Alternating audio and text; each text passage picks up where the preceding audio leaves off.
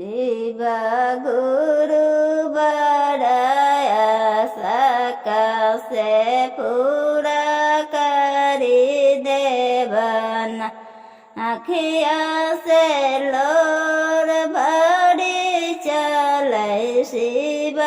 गुरु के नाम दया मांगबो शिव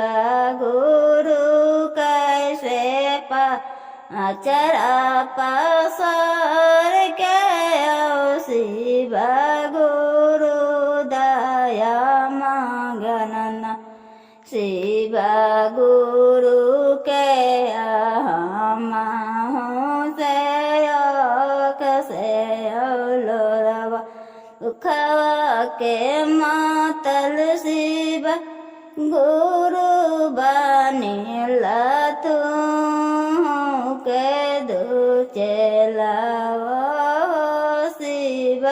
गुरु ना चरा तू दुख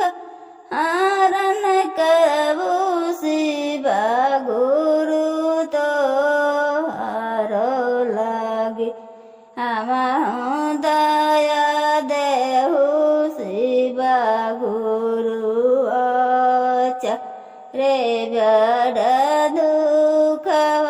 के हरण करुणा।